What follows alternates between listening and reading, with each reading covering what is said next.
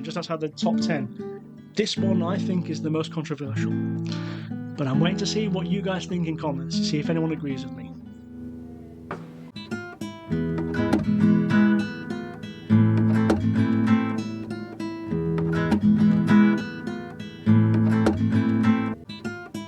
Hello, and furthermore, hello, and welcome back to the Hispanophiles podcast, Travel in Spain with only half a brain. You know what they say, right, boys and girls?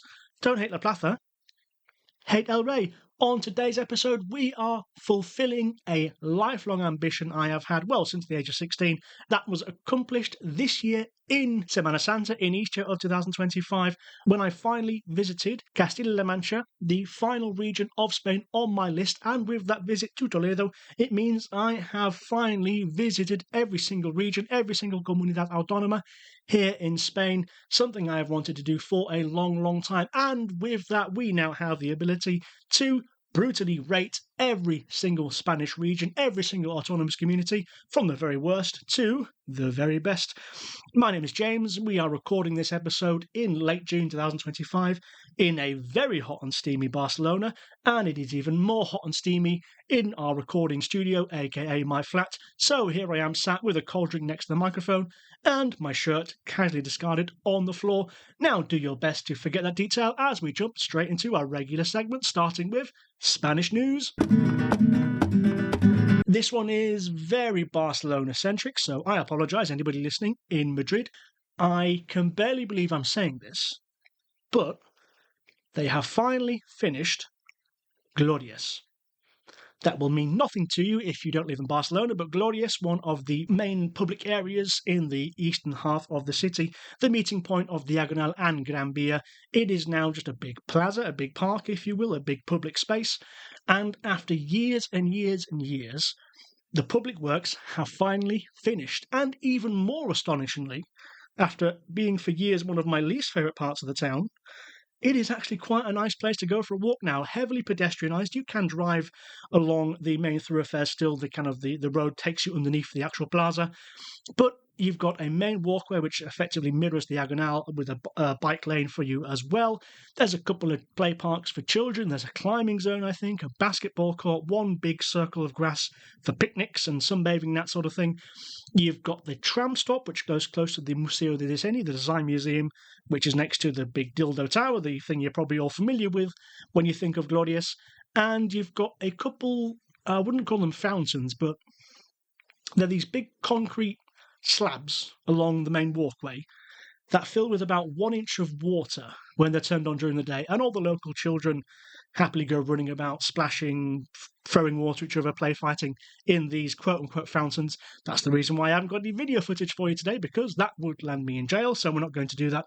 But it is something I never thought I'd hear say, therefore I thought it worthy of mentioning on this episode. Glorias is finally finished. Thank you very much for your excellent work, Barcelona City Council. Moving on to Spanish vocabulary. And something very specific that I challenge you, listener, to use in your next Spanish conversation if you get chance. Berrear. B-E-R-R-E-A-R. Berrear means to bellow, more specifically used by animals in rutting season, in mating season. I was having a conversation with a colleague and we were talking about travelling back to the UK, and she said that last time she went into the countryside it was rutting season and she heard a bunch of stag, a bunch of male deer, berreando. I didn't know what the word was, so I made a little note for myself, and that's what I'm presenting for you today. I'll buy a pint to anybody next time you're in a pub with me speaking Spanish and you can use the word berrear correctly. Challenge on. Let's get into the meat and potatoes of the episode, because I am so excited to be able to finally do this. For those of you new to the podcast, new to the channel, if you had not heard episode 1, long story short, since the age of 16, I always knew, me being a Brit, of course, as you can probably guess from the accent, I always knew Spain would be the country for me one day in the future, and a large part of my professional and personal planning in the past 10 years has been to arrive at the point where I now sit here working and creating content about this amazing country that never ceases to inspire me. Listening as a 16, 17-year-old to my Spanish teacher tell us his stories about being a young man backpacking around the country and visiting different regions filled me with such awe and wonder at the cultural diversity inside Spain. It made me want to visit every single region and know about it. That is one of the reasons why I do this podcast, to give me the vehicle whereby I can conduct that research and also present it to you guys in what is hopefully an entertaining and informative manner. And now, with a trip to Toledo in Easter this year, I have finally been to every single comunidad autónoma here in Spain for the purpose of tourism and travel. And now let's get into what I think are the best places and the worst places of them all inside this beautiful country. A couple caveats before I do that. Spain calls its regions autonomous communities, not states or counties, which are maybe more familiar to people listening from other countries in the world. I shall be referring to them as communities or regions going forward in this episode for simplicity. But if it's easier for you to conceptualize, think of them as states, basically. Above province, but below the country. Spain has 17 of them. We are going to be ranking them from the worst to the best, from number 17 to number 1, as I see it. I'll explain the ranking system shortly, but those autonomous communities are, in alphabetical order, Andalusia, my former home and one of the most romantic places in Europe. I would say Aragon, one of the former kingdoms straddling the Ebro River Valley, the Pyrenees, and the rough terrain of the Maestranza. Asturias, on the north coast, a place of bagpipes and cider, an incredible cultural gem. Cantabria next door, a place with one of the oldest cave paintings we know of in Europe. Castilla-La Mancha, Don Quixote country, just south of Madrid. Castilla y León, the other side of Madrid, the largest comunidad autónoma in terms of geographical size. Catalunya, the place of separatism and a lot of cultural heritage and poetry. Extremadura, bordering Portugal, a place of Roman ruins and incredible ham, of all things. Galicia, just north of Portugal, the region of Spain from which Portugal gets its own language, a place of a lot of cultural heritage as well. The Islas Baleares, the Balearic Islands, one of the greatest tourism hotspots in all of Europe. The Islas Canarias, not European in its outlook. The local people see themselves as having more in common with Latin Americans than they do Europeans. La Rioja, one of the smallest regions of Spain, known internationally for the depth and wealth of its wine industry. Madrid, the capital and a comunidad in its own right. Murcia, another region named after the largest city inside it.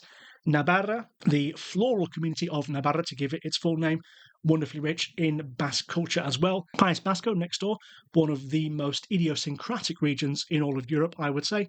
And then Valencia, not just one of the most exciting cities to visit in Spain, but also one of the most popular destinations for tourists internationally. So that is the 17 different regions, different comunidades that we will be ranking. One small thing, in case anybody dares think this at any point in this episode, by the very nature of what we're doing, some places have to be lower on the list, as I am being critical. Anybody who thinks we're being mean and being unfairly dismissive of Spain, number one, quite frankly, you're a moron. This entire podcast is based to celebrating the diversity and richness of Spain. So if you think I'm being unnecessarily critical as a foreigner about Spain, do one, mate. All of these places are better than anywhere else in the UK. It goes Spain at the top, below that Yorkshire, below that Scotland, the rest of the UK, and then right at the bottom, Essex and the southeast of England. I think we can all agree. We're not being mean. We absolutely love Spain on this podcast, so I'm not taking any criticism from anybody who thinks we're being unnecessarily harsh about anywhere in Spain. Let's get into the ranking system. How did I come to assemble my list of number 17 to number 1? I chose 5 categories, 5 ranking categories. Cultural identity, the extent to which the region in question has its own identity that is separate from what you could call the Spanish identity. Number 2, gastronomy, the richness of the food and drink that the region typically produces. Number 3, I'm calling ocio, that is arts and entertainment. Now, this could be the respective nightlife or the cultural endowment, let's put it that way, of the region. It could also be the strength of poetry, music coming out of the region typically, that sort of thing. A little bit of a loose one, I admit, but I think it is something that certainly draws me to a particular region if I know there's going to be some amazing music typically coming from said region. Number 4, places to visit, quite an obvious one. If there's a region that is particularly sparse with regards to beautiful towns and cities to visit, it's going to score lowly. And the last one, number 5, I'm just calling Boothry Wildcard. I'm James Boothry, and this is my wildcard, basically my own personal association, the extent to which I identify with the place, the extent to which it's given me good memories. And hey, I know that's very subjective, but guess what? I'm a YouTuber nowadays, and I never claim to be a particularly level-headed person, so deal with it. So the 5 ranking systems: cultural identity number 1, gastronomy, food and drink number 2, Othio, arts and entertainment number 3, places to visit number 4, and the Boothry wildcard number 5. I will be scoring each region between 1 and 5 points per each of those categories. And as we go through the list, I thought it also necessary to add a couple of suggestions that I can give for each region. Number 1, festival or cultural activity in the autonomous community. And number 2, specific place to visit that I think you should see when you visit. Shall we jump into the list? I think we should.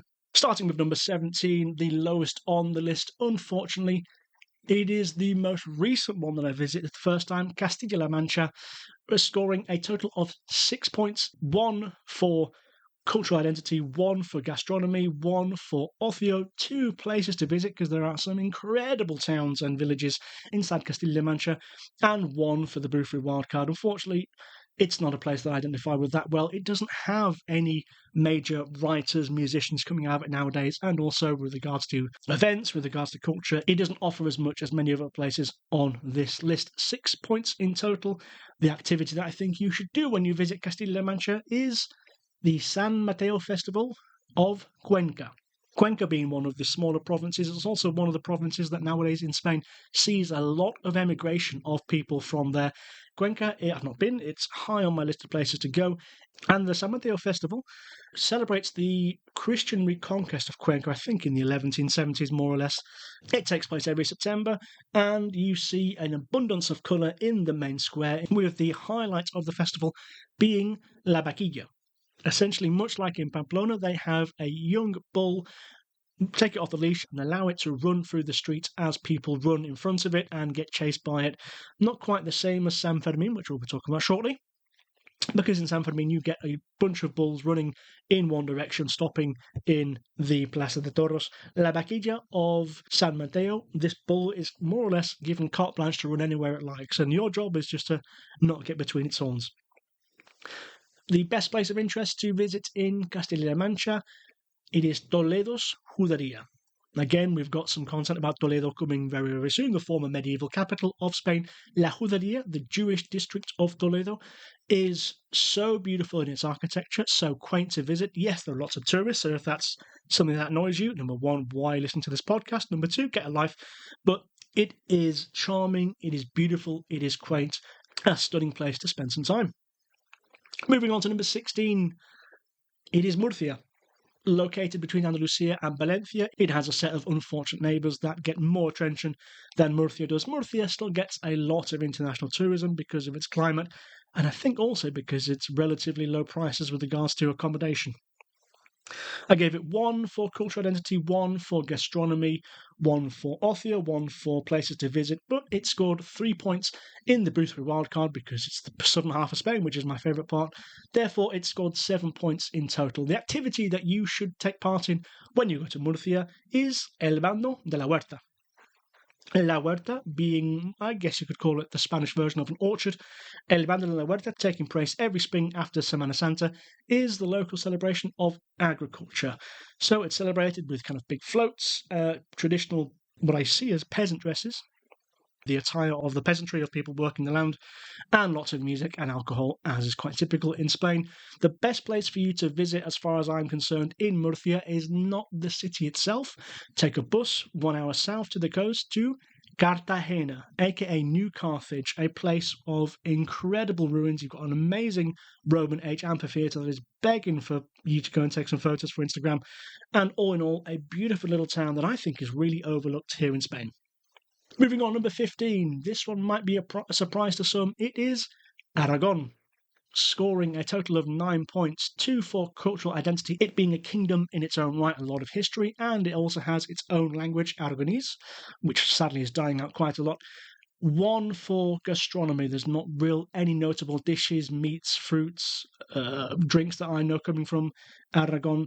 For ocio, it scored 2. Zaragoza, the capital, one of the biggest cities in Spain, of course, does have a reasonable nightlife, but is not too much music or literature coming from Aragon nowadays. For places to visit, I've given Aragon 3. You get away from the flat floodplains of the Ebro River. You go into the Maestranza on the Pyrenees on the other side, and you've got a bunch of wonderful little towns that are begging for you to go and take a day walking around with your camera. And for the Brufri wildcard, I gave it 1 point. I've never really vibed that much with Zaragoza, with Aragon. Just not my place, unfortunately, but I am willing to be convinced. Activity, then, this is something I have discovered very recently. It is not a historic cultural event, it is the Monegros Desert Festival. In short, this is Europe's equivalent to Burning Man.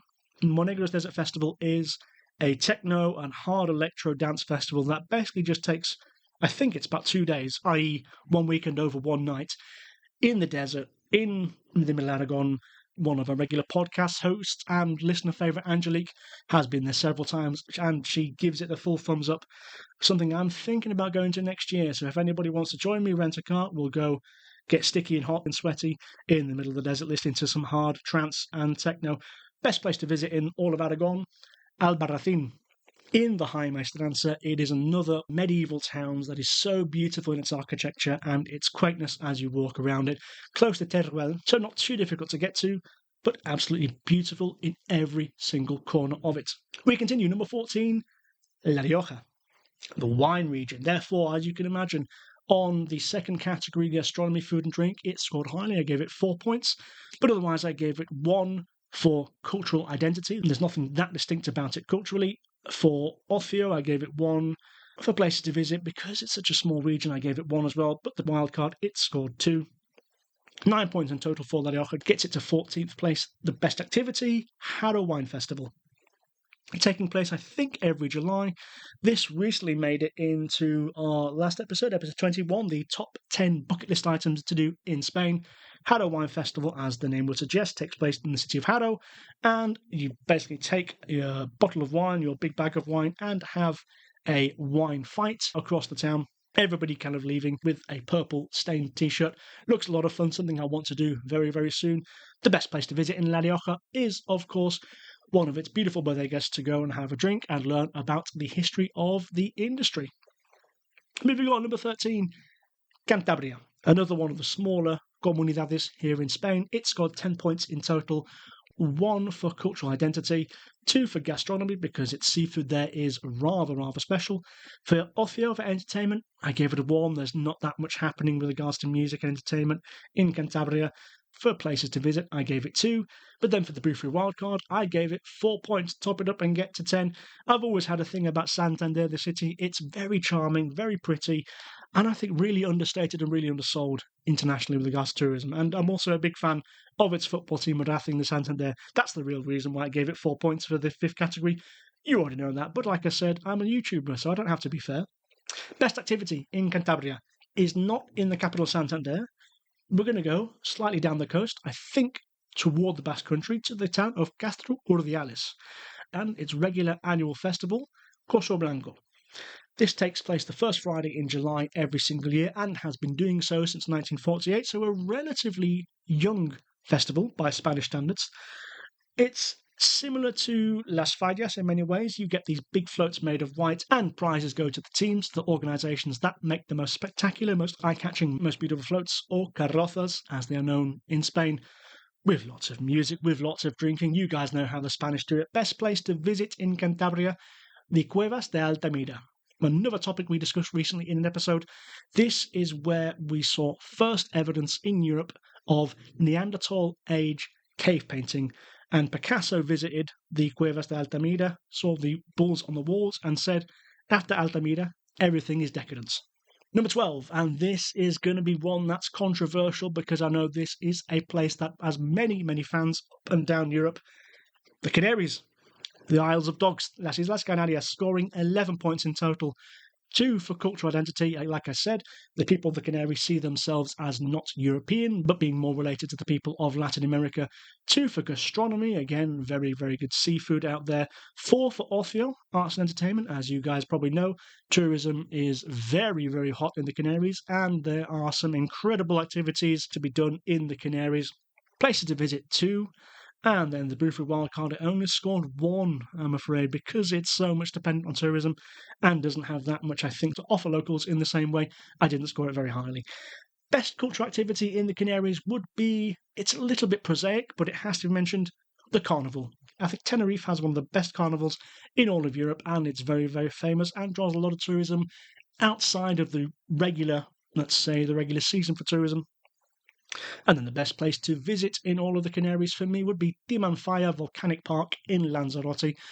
We discussed in the previous episode with co-host Alex.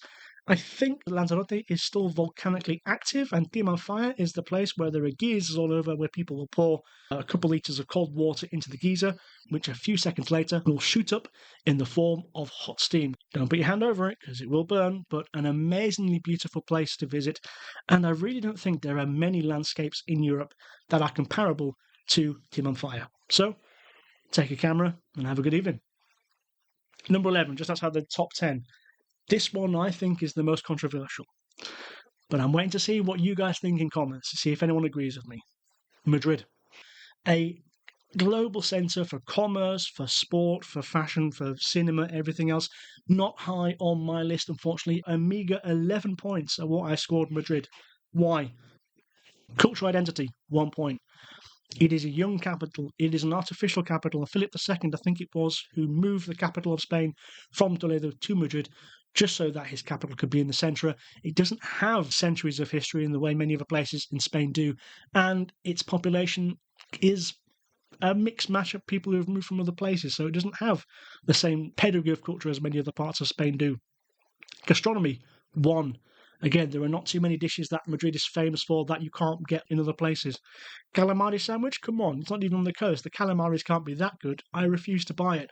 Ocio, arts and entertainment, this is where Madrid gets some points back. I gave it 5. The best theatres, the best ballets, the best operas, the best music concerts in Spain, I will submit, are to be found in Madrid. If you want to go and see Coldplay, Beyonce, whoever it may be, definitely that's the place to go. Don't waste your time trying to get tickets in Badajoz. D, places to visit. Madrid, I've given it 3. Of course, lots of beautiful architecture and museums in Madrid, and a couple of towns on the outside of Madrid are very pretty as well. We'll come to one in a second. But the Boothby wildcard, because I've never really vibed with Madrid, I gave it 1 point, meaning 11 in total. The best cultural activity to do in Madrid has to be a museum tour. The Prado and the Reina Sofia deserve the international standing they have with regards to collections of art, and they are amazing to visit. And the best place to visit in Madrid isn't actually in Madrid, it is Aranjuez, the Spanish equivalent to Versailles or Potsdam. This is a little town on the outskirts of Madrid, very close to the border of Castilla-La Mancha, where you've got a bunch of wonderful 18th century palaces that I probably need to do more research about to be able to talk about in greater detail, but it is a beautiful day out. We move to the top 10, and taking the 10th spot, it is Castilla y León, the old heartland of the Castile Kingdom, the biggest region with regards to geography. Scored a total of 12 points on my list, 2 for cultural identity, 3 for gastronomy because it is the home to some of the most amazing meats in the entire country, 2 for ocio, arts and entertainment, purely because of a couple of cities that are more endowed with cultural events and venues, 4 for places to visit, again being so big, you've got a bunch of very, very beautiful historic towns, Burgos, Avila, Segovia, Salamanca, León itself, many places for you to go and visit on a week away. But the Boothby wildcard, I scored it 1. Again, I've never vibed that much with Castilla y León. Best activity, Salamanca has the Castilla y León Arts Festival every June, orientated more toward classical arts, I think, so poetry, cinema, theatre, that sort of thing, but there are some young music events, I think, happening around that time as well. And the best place to visit Castilla y León, my favourite place, Burgos Cathedral. It is one of the most brutal, one of the most, not offensive, but the magnitude, the gravity of this cathedral, this incredible Gothic dark cathedral, particularly on a dark and stormy day, which happens quite a lot in the northern half of Spain, is really awe-inspiring, intimidating, and impressive. It is a magnificent feat of human engineering and something you should definitely go and check out at some point as well. Burgos, the town of El Cid, the great hero of the Reconquest, also is a popular stop on one of the routes of the Camino de Santiago. So if you're thinking of doing El Camino at some point, that would be one of my tips for places to stay for a couple of days to rest your feet and fill your belly with some nice food and drink. Moving on, number 9, Extremadura, one of the more obscure comunidades in Spain, scoring a total of 13 points. That is 2 for cultural identity, 2 for gastronomy. This is the home of the best jamón ibérico in all of the country, but there's not much more with regards to dishes that we can talk about in Extremadura. Ocio, arts and entertainment, I gave Extremadura 4, purely because there is a band called Extremadura, which I think comes from the region, that plays rock music I quite like, and that's enough reason for me to give it 4 points in my eyes.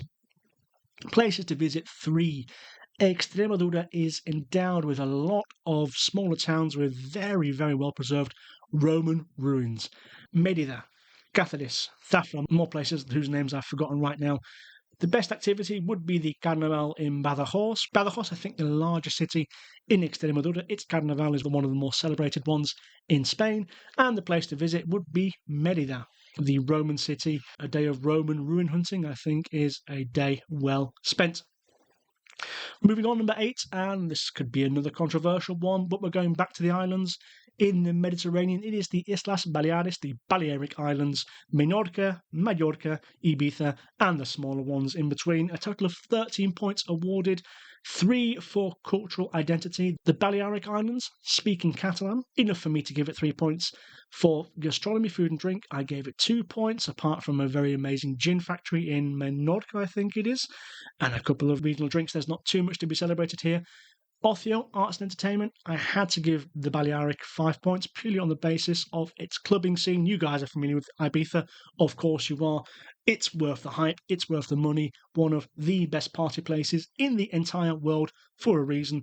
Places to visit, I gave it 2 points. You've got some nice cities, some nice churches, and some wonderful hiking opportunities down by the coast or in the mountains, if that's your thing. But with regards to architecture, the Balearics are lacking a little bit.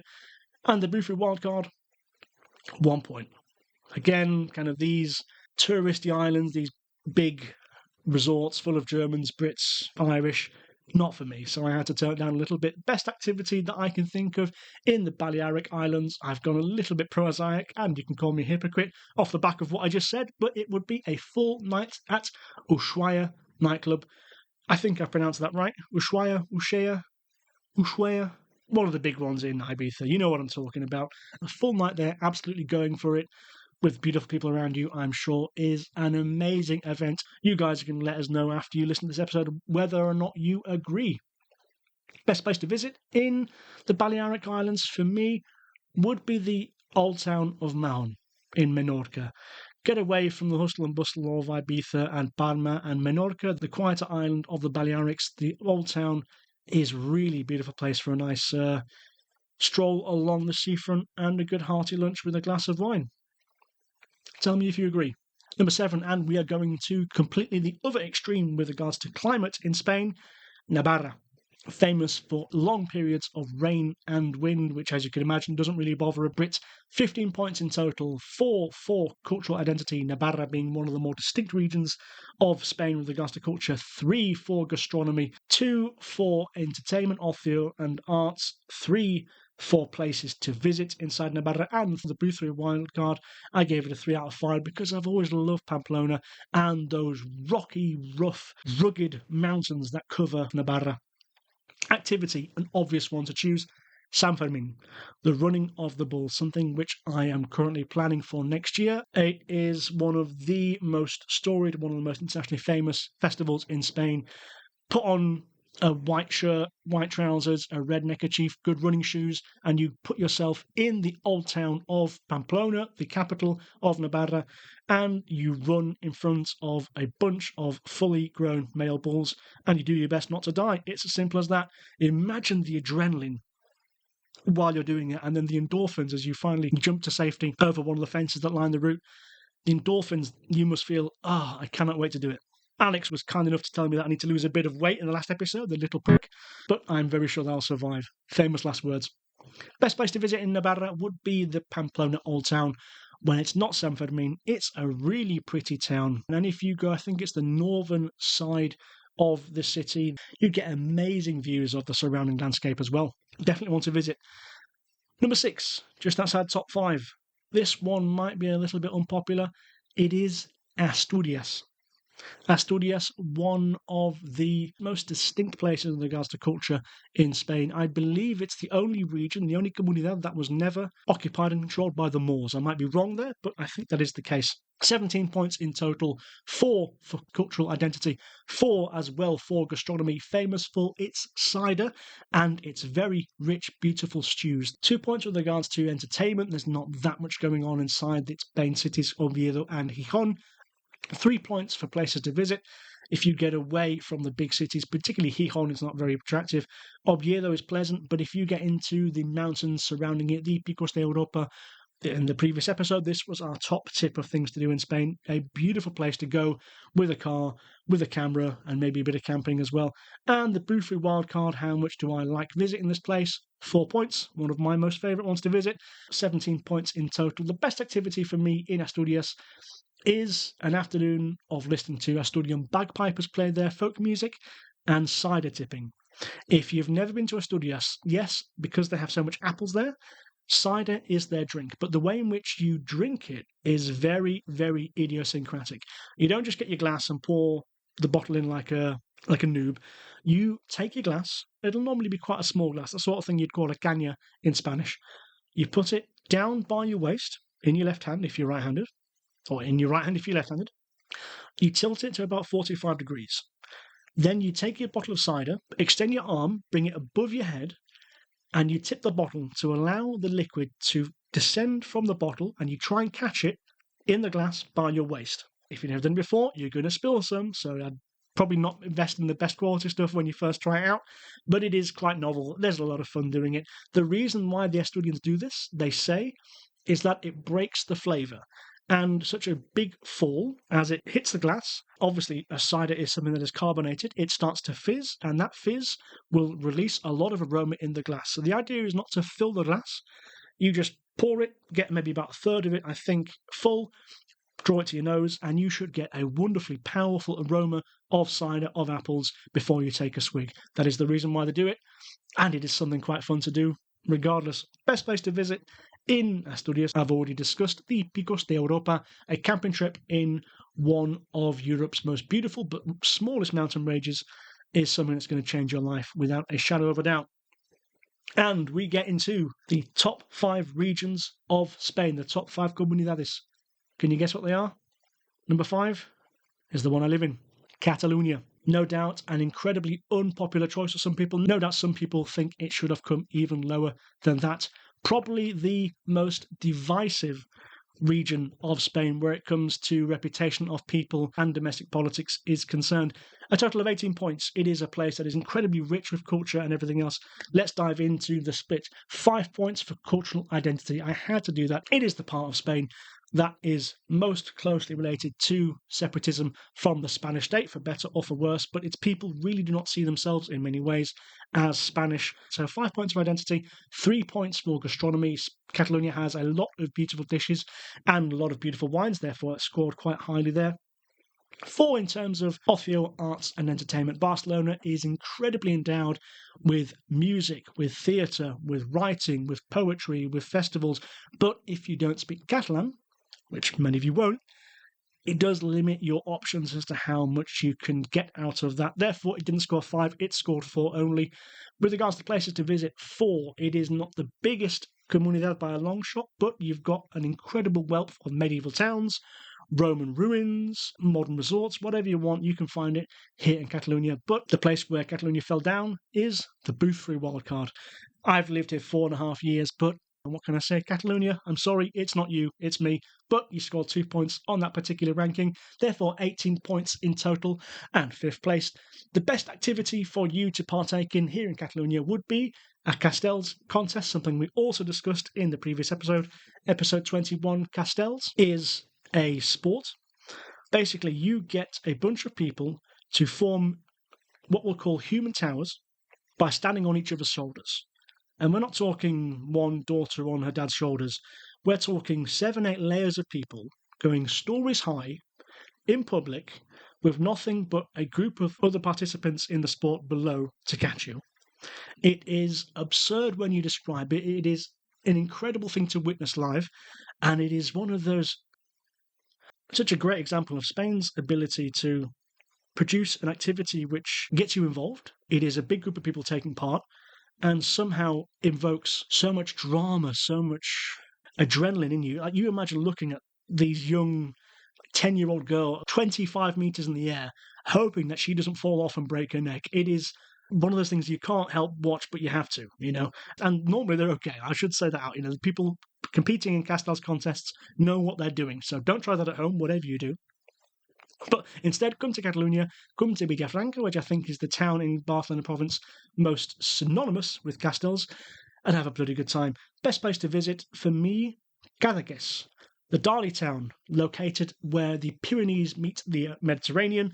It is a beautiful whitewashed town at the edge of the mountain range with incredible, beautiful azure water surrounding it. Come at the beginning of the holiday season before it gets too crowded and too expensive, but very, very beautiful place to kind of kick back and forget about things, Cadaqués, I'm a big fan. Number 4, we're going northwest, Galicia. A total of 19 points overall, 5 points for cultural distinctiveness. It is one of the regions with its own language that is officially recognised by the Spanish state and a very strong cultural identity to go with it. Gastronomy, 5 points as well. Some incredible wines coming from Galicia that I think the global market is not too aware of. And one of the most popular dishes of Spanish cuisine, pulpo a la gallega, also, as the name would suggest, coming from Galicia. 2 points for arts and entertainment. There are no real big cities drawing in lots of musicians, lots of artists in Galicia, lamentably, and also any literature tends to be written in Galician, therefore suffers from a reduced market as a consequence. Places to visit, I've given it 3 points. There's lots of beautiful little towns in Galicia, and if you like rugged terrain, if you like cliffs, if you like coastline, all the more reason to visit for you. And the Booth Free wildcard, how much I associate with the place, 4. One of my favourite regions in Spain, and a place I want to go back to and explore a lot more. The best cultural activity, the best festival to do in Galicia is something I've never done, but as I've researched this in creating this episode, it's really piqued my interest. Now let's see if I'm pronouncing this correctly. Entroido, Entroido, Entroido. Basically the Galician carnival, most popularly celebrated in Ourense province. It is Carnival as you know it, with the lurid, colourful disfraces, but the masks that they have they remind me of Mardi Gras or New Orleans. There's a sort of macabre character to the mask they put on themselves while they're doing Entroido. Very, very distinctive, a bit creepy in many ways, but something I think would be a pleasure to participate in Galicia. The best place to visit in the comunidad, it's an obvious choice. The Catedral de Santiago, one of the most famous cathedrals in all of Europe, without a shadow of a doubt. The destination of the Camino de Santiago, as you can imagine. It is also, I think, on the back of the 1 cent euro coin here in Spain. Moving on, and we get to our top 3. Getting big now. Number 3. Third city, third place, it is Valencia. A total of 19 points. It got 4 for cultural identity. Again, it ended up being another region that celebrates its own language and distinctiveness very proactively, even though many critics would say it is simply a dialect of Catalan, something that is probably offensive to many people, as I've said it, but there we go. Gastronomy, I could only give Valencia 5 points for gastronomy. Apart from its wines, its spirits, its beers, it is the spiritual home of what is the Spanish national dish, paella. And that is where you're going to get the best ones, regardless of what Catalonia and Andalusia say. Ocio, arts and entertainment, 4. Again, another big city. You've got a lot of music there, a lot of things going on all throughout the year, with the highlight being the Arts and Sciences Park, that I'm sure many of you are familiar with. Certainly Jessica, one of our regular co-hosts, used to live there and will not stop raving about how amazing Valencia is as a city to go out in.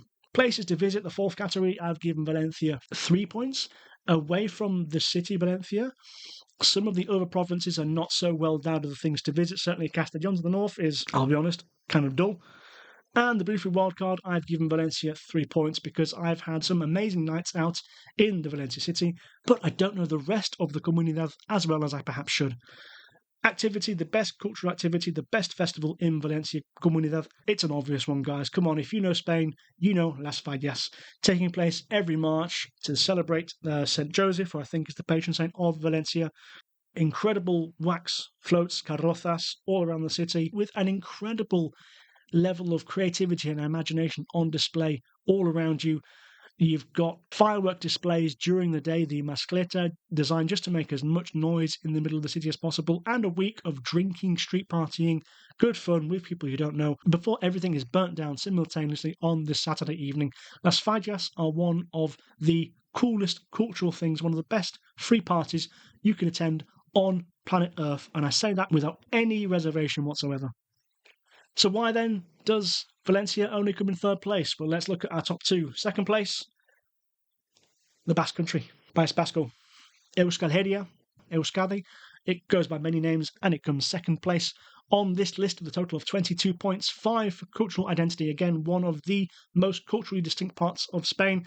Regional separatism in the Basque Country has historically been tainted by violence conducted by ETA. I'm sure many of you are familiar with the group, designated a terrorist group by Interpol. Thankfully, ETA announced a ceasefire of its activities in October 2011, and there has been no death related to Basque separatist politics since. So 5 for cultural identity, 4 points for gastronomy. Again, Basque cuisine, very delicious. You've got the burnt cheesecake, you've got wonderful sweet peppers that form the backbone of Basque cuisine. Cod is a delicacy there, and the beautiful pinchos tradition that you're going to find in any small tavern in the Basque region. A wonderful way to just sample many things with, of course, a couple of drinks. Ocio Arts and Entertainment, I've given the Basque Country 3 points. Bilbao and San Sebastian do have a lot of festivals. San Sebastian, I think, has a very, very storied film festival. But with regards to international music, not so many people are going to perform in the Basque Country. Places to visit, 5. No shadow of a doubt from me, the coastline, the mountains, some of the pretty little towns that are dotted around all of it. The Basque region is full of surprises and beauty. And the Bufri wildcard, again, I gave it 5 points. Bilbao in particular is a city I absolutely adore and will jump at any excuse to go and spend some time there. You guys should go as well. That is my place to visit in the Basque Country. Bilbao, I think, is a city unlike any other, space age in its architecture, unique in its history. It is Spain's answer to Manchester, a place born out of industry, but now it retains a real sense of dignity and pride in the things its sons and daughters have achieved over the years. Best activity would be the Semana Grande festival taking place in August. Go after a day on the wave surfing in San Sebastian. Enjoy a firework display with a glass of wine or two during the Semana Grande. And that gets us to our number 1. Scoring 24 points. 5 for cultural identity, 4 for gastronomy, 5 for arts and entertainment, 5 for places to visit, and 5 for the Bufri wildcard. You guys know me. It is Andalusia, of course, my former home, the second largest comunidad in terms of geography, the first largest in terms of population, home to some of the most beautiful towns and cities in all of Europe, a place of incredible history and cultural endowments, and my former home. I lived in Jaén province and Sevilla as well. Need I say any more? It is, for me, the best place to visit and best place to explore in all of Spain, and I think it always will be. Yes, I know I'm being a little bit biased in my decision to put this number 1, but please, if you disagree, I challenge you in comments to tell me why any of the other regions deserve to be higher than Andalusia. The best place to visit, I think it's an obvious candidate, La Alhambra, the Moorish palace overlooking Granada, and for me the best activity in Andalusia would be the Feria de Sevilla, which we discussed in the previous episode as well, taking place normally every May, the celebration of the expulsion of the Moors from the city. So there we go, guys. That is our ranking of every comunidad autónoma here in Spain, from the very worst to the very best, Andalusia as I see it. Before we finish, I wanted to do one more thing, which was to share one of my least favourite cities to visit in Spain. This question came from someone I was talking to recently in the pub. Basically, they know how much I like to celebrate all different places in Spain, but they said, which places, James, do you really not like that much? Where have you been that you really found boring or unpleasant? Again, I'd like to remind you, everywhere in Spain captivates me more or less, and I love exploring the country as much as I can in a way that the UK has never really interested me that much. So that being said, as a small disclaimer, these cities, I'm sure, still have amazing things going for them. It's just during my visit, they never really sold themselves that well to me. So, my 5 least favourite cities in Spain. Number 5, Huelva. In Andalusia, bordering Portugal, a city that got big in the 19th century as a consequence of mineral mining conducted by many British companies. It's got the misfortune of being close to some very impressive neighbours, Cádiz, Jerez, Sevilla, Córdoba, Granada, and it just lacks their dazzle, lacks their magic. Number 4, staying in Andalusia, Marbella.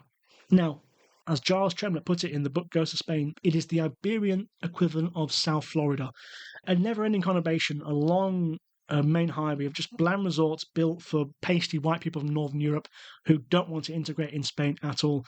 Marbella, it's nicer than I thought it was going to be, but I do not like the place whatsoever. Number 3, going to Catalonia, Badalona. Badalona is Spain's Oldham or Blackburn, a place built for industry, for the textile industry a couple of centuries ago that is attached to a far more interesting neighbour, and therefore you're probably never really likely going to visit Badalona. It's just next to Barcelona. It's just full of old factories, and there's nothing that interesting about it, unfortunately. Number 2, Miranda de Ebro. Miranda is the weirdest town in Spain. You're driving across the north, and as you leave the Basque Mountains behind, and as you come close to the Ebro, where the terrain levels out, you've just got this collection of tower blocks and houses in the middle of nowhere, and there seems to be nothing interesting about Miranda whatsoever. I'm sure I'm wrong. I'm sure somebody from Miranda listening to this can tell me a million amazing things about the city, but it's just there. There's nothing interesting about it, as far as I'm aware. But my least favourite city in Spain, Castellón de la Plana. Between Tarragona and Valencia, it's young, it has little history, there was nothing before the 12th century. It's just a bunch of ceramic factories built on the craggy lands between Barcelona and Valencia, where one river met the sea. I'm sorry, Castellón, but someone had to come first on this list. And guys, that's everything. We've reached the end of the episode. Thank you so much for listening. As usual, we're going to finish with the final regular segment of the episode, the Spanish suggestion. I'm going to go with the song Niña de las Dunas by María José Yergo, a very talented artist who I think is classically trained, but also incorporates a lot of the tropes of flamenco music into her singing. Beautiful young lady and very talented. And that song is so beautiful. It's almost haunting, a certain quality to her voice in that song, and I'd like to share it with you as well. Hence, it is my suggestion today. So we come to the end of the episode. Thank you guys so much for listening. We really do appreciate it. Please like, subscribe, comment, all that jazz. But more importantly, enjoy your summer, enjoy Spain, and live life to the fullest and question authority. That's enough philosophy from me. I'll see you guys later. Time for a cold drink.